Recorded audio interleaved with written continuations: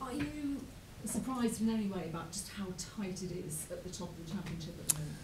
No, not really. I don't think there's a great deal of difference in the teams in lots of ways. I think every team that turns up in the Championship is well organised. You know, they're powerful, strong teams. You know, it's a tougher league, a much more competitive league than it was last time round. You know, I know it's a long time ago, but then I was in it. But you know, coaching's moved on. You know, sports science has moved on. People are much more clued into what is necessary to win games at this level. So it's going to be tougher. I suppose you must be a little bit frustrated that you haven't managed to kind of put any distance between yourselves at the top and those teams a little bit further down. We're delighted where we are. You know, we're second in the table. I don't think we can do too much complaining. We play Palace next Wednesday as well in the Cup, so we've had a good start to the season.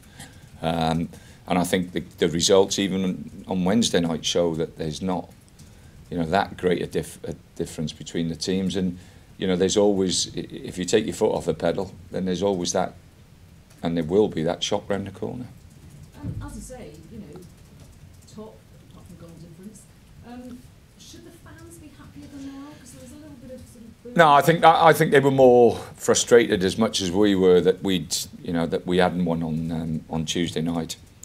I think if you look at the stats, and the lads have been pulling the stats out, you know, we're averaging, I think, 24 crosses, 25 crosses a game, which is in the top 5 in this league, and we should be scoring more goals. We're not scoring more goals, and that's not just the strikers, that's, you know, our set plays as well. We should be scoring off set plays. We haven't done that as continuously and as comfortably as I thought we would. So, you know, there's things we have to improve.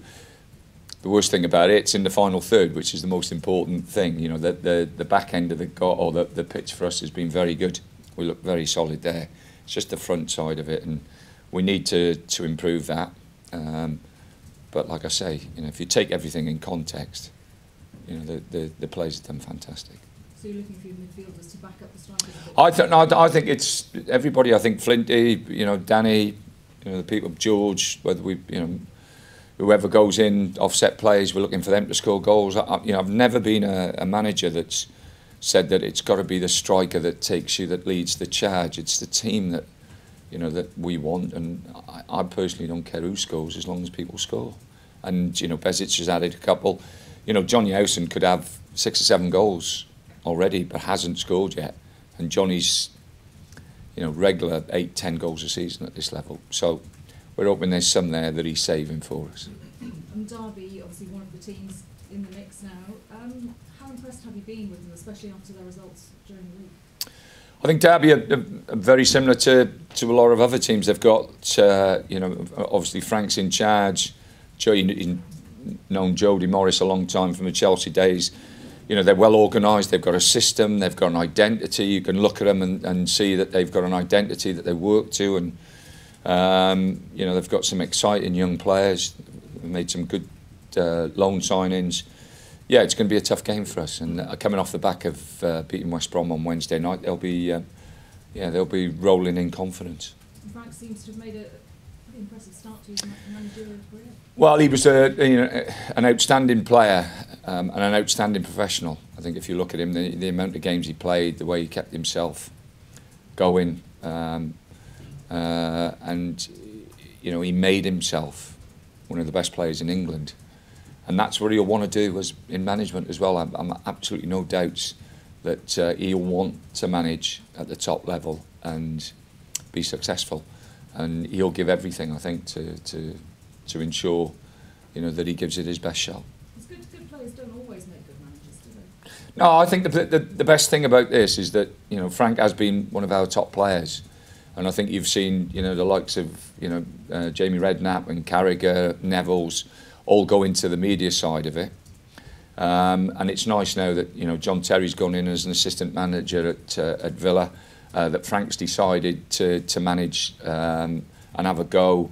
Stephen Gerrard's at Rangers, so we have got that a little bit now, more of that crop of top players who have decided and want to stay in management. And to be fair, the way the world has spun round and the way football spun round, financially they don't need it anymore. Usually, you know, 20, 30, 40 years ago, you stayed in football because it was a way of earning your money and you knew nothing else.